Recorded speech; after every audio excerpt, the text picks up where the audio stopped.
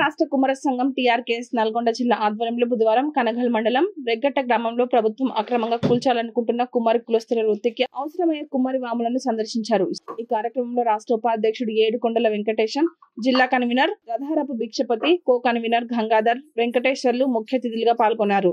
తరతరాలుగా కుమ్మర వృత్తులను కొనసాగించుకుంటూ కుమ్మర్లు జీవనం కొనసాగిస్తున్నారని తెలిపారు. నల్గొండ జిల్లా అధికారులు కుమ్మర వృత్తిని గౌరవించి కుమ్మర్లు ఏర్పాటు చేసుకున్నటువంటి కుమ్మరి వాములను తొలగించకుండా సహకరించాలని అన్నారు.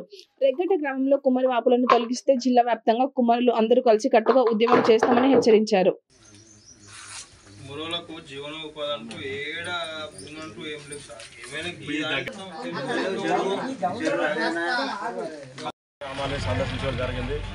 గత 50 సంవత్సరాల నుంచి కూడా ఈ కుమ్మరులు తన యొక్క వృత్తిని చేపడుతూ ఆ వృత్తితో తయారు చేసిన కుండల్ని ఈ వాముల ద్వారా కాల్చుకుని తన జీవనోపాధిని సాగించుకుంటున్నారు.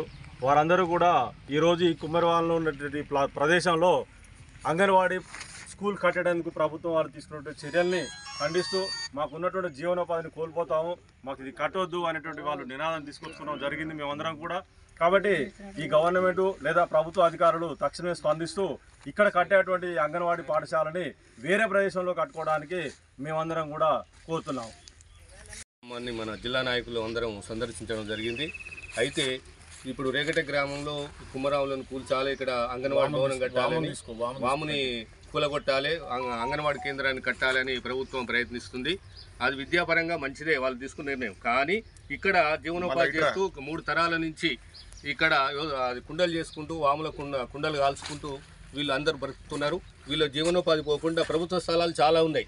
అటువంటి ప్రభుత్వ స్థలాల్లో అంగన్వాడీ కేంద్రాన్ని కట్టి ఇక్కడ కుమ్మర్ల యొక్క స్థలాన్ని వాళ్ళకి అప్పగిస్తూ వీళ్ళు తరతరాలుగా సేవాకులం అనేది తరతరాలుగా సేవ చేస్తూ అందరికీ మంచికి చెడుకు చావుకు బ్రతుకు అందరి కుండలు అందుకంటే దాన్ని మీరు కూల్చివేసి ఇక్కడ కట్టాలని ప్రయత్నిస్తున్నారు. దాన్ని మాత్రం మేము ఖండిస్తున్నాం. ఇంకా ప్రభుత్వ స్థలాలు కట్టి ఈ ఆవును మనకు రక్షించాలి, కూల్చకుండా దీనికి పట్టాలు కూడా ఇప్పించాలని మేము జిల్లా నాయకులు అందరం రాష్ట్ర నాయకులు అందరం డిమాండ్ చేస్తూ ప్రభుత్వాన్ని కూడా విన్నవించుకుంటున్నాం.